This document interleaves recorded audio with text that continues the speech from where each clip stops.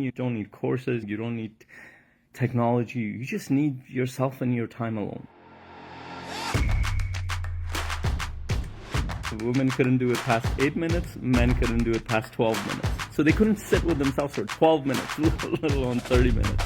If you are able to do that consistently every day, you will find out that your mind will become clear.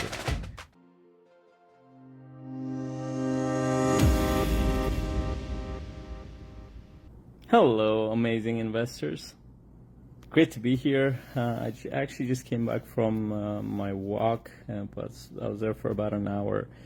And one of the things that I actually do on my walks most of the time, I actually just don't listen to anything. I don't listen to audiobooks, podcasts, music, or any of that stuff.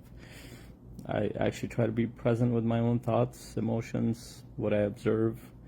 And there's a reason for that. And I have nothing against people listening to podcasts or music or anything that might be something that works for you. But this quote that I've shared with you guys, it's been said in different ways. It's not the first time that I've heard it. And the quote goes like this: all of man's problems arise because he can't sit in a room for 30 minutes without any distractions. And this is probably more true now than any other time in history. And there's a specific reason for that.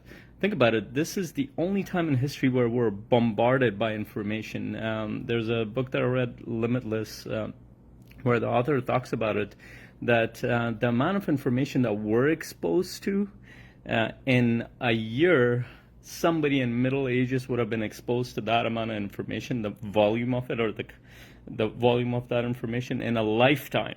Now think about this. We get exposed to more information in a year versus somebody in the Middle Ages in a lifetime. That's crazy to think about it. Now think about the overload of that on our mind, on our psyche, on our emotions, on our thought processes.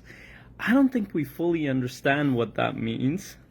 We are in a world where there's so much information, so much distractions, social media, and we have pretty much access to everything on our fingerprints. We have access to this incredible device that it's a supercomputer that has access to pretty much everywhere around the world, most places around the world. You can watch something, see something. I mean, even when I was growing up, I didn't have access to anything like that. Like most of the time you'd be bored. You had to find something to do as a kid. Actually, I never felt bored because I would do lots of things. So why is this important? And one of the effects, ultimately we don't have enough data to understand what the effect of this is on our psychology. We know that there are negative effects. There are, of course, positive effects. The positive effect is that we have access to a lot of information. We can do a lot with it. The negative effect of that is we're usually overloaded by information. We're overloaded by even useful information such as books and podcasts. There's so much out there. If you just literally sat down and all you did was consume podcasts, audiobooks, you could spend years doing that and you wouldn't go through all of them. Because it's crazy the amount of information we have available. Why do I bring this up? And I think ultimately the bottom line is one of the biggest downsides that I see with my clients, even with myself at times, with other people around me, is that when you're always distracted, you actually don't understand your own thoughts. You don't understand who you are. You don't understand your emotions. You don't understand how you want to approach the world. And that is a big problem because think about it. If you just go back before social media, before these smartphones came into the picture, before even the consumer world or the industrial age came into the picture, people had lots and lots of time to be with themselves, to connect with themselves, to come up with ideas, to understand themselves. Life was a lot slower. Now it's much more fast-paced. In fact, there's one scientist who talked about it, that time has shifted. Time goes a lot faster because of technology changes, and that changes our psyche. Marshall McLuhan, I think, said that the medium is the message. And he was, at the time, he was talking about a completely different thing. He was talking about television and all sorts of things like that. And it was a powerful statement that the technology, the medium by which we absorb things, becomes the message itself. And internet is playing a huge part in there. But coming back to it is, my question to you is, do you actually spend time alone? And now think about it. We take this phone everywhere. We take it to the washroom. We take it, we have it with us all the time. When we're with family and friends, we have it in our business. We have it everywhere. It's not just the phone, it's everything. I mean, a lot of people access us through this phone, but it could be, I mean, your TV that has so much content, and it could be other people who are constantly giving you information because they are overloaded by information. So do you ever spend time alone? And this is why I started this off with, is that whenever I go on my walks or sit down with I try to notice my own thoughts. I try to notice my own emotions. And most people that I work with and meet and connect with all over the world, you find that their mind is so overloaded by thoughts of other people that they don't actually have their own thoughts. Their thoughts are an accumulation of other people's thoughts.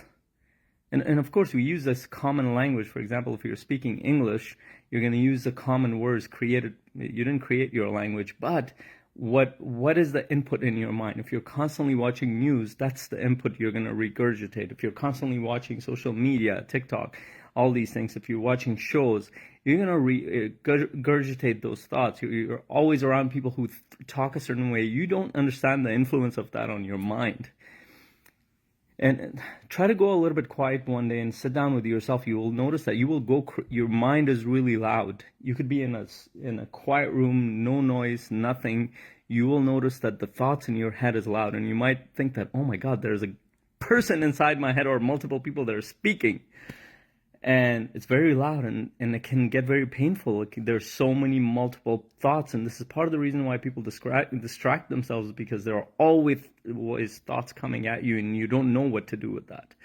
And then you hear all these modalities like meditation and self-help programs and all sorts of things that people go through to try to deal with their thoughts, but they can't. But you know what the simplest thing is?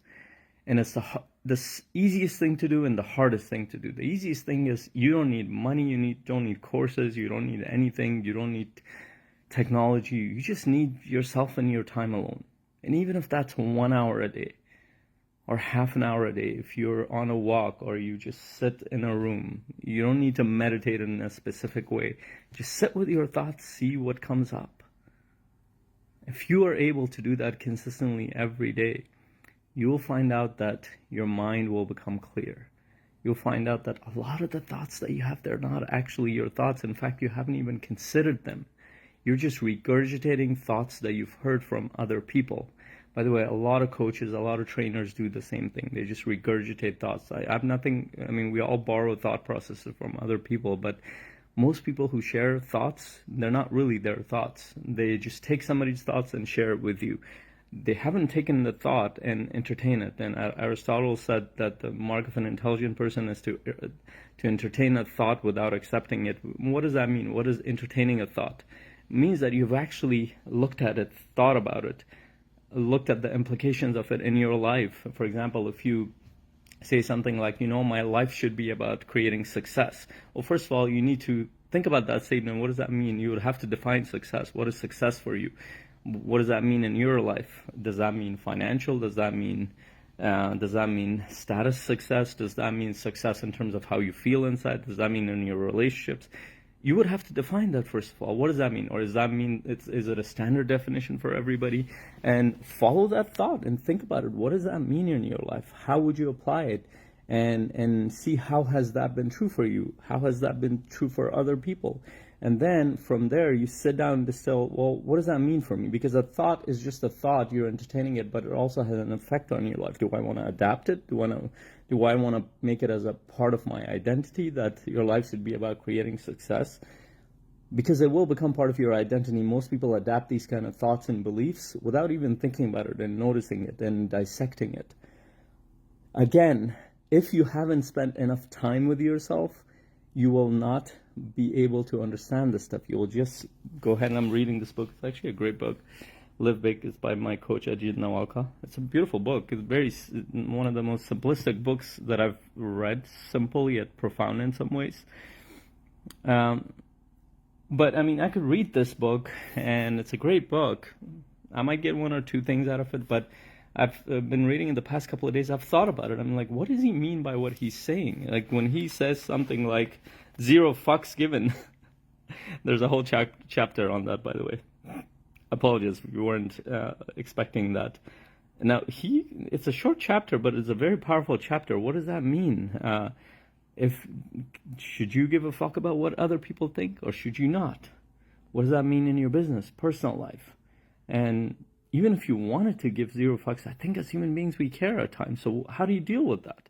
It arises and implies, it creates so many implications, and in your life you'll have to entertain that thought, play around with it, experiment with it, and finally realize, does that even apply to you?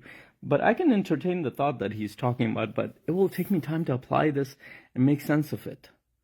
And parts of it I've already applied it, but parts of it doesn't quite make sense in my experience, and that's okay. He's not telling me to accept this, but the point here is that what do you do when you listen to an audiobook, a podcast, somebody's thought process? Do you actually have the time to think about it? I would venture to guess you don't have a lot of time, because you're always distracted by something. It's either other people, it's either your work, it's either your phone, it's either TikTok, social media, and ask yourself, why do you need to always be distracted by something? What makes you uncomfortable to not sit with yourself? And it goes back to that quote, all of man's problem arises because he cannot sit with himself, with his own thoughts for 30 minutes. And by the way, the same applies to women. In fact, there was a study, I think, that was done. Don't ask me for the source of it. I heard this on a podcast where they kind of did an experiment, and they got men and women both to sit down without any distraction in a room with nothing to do.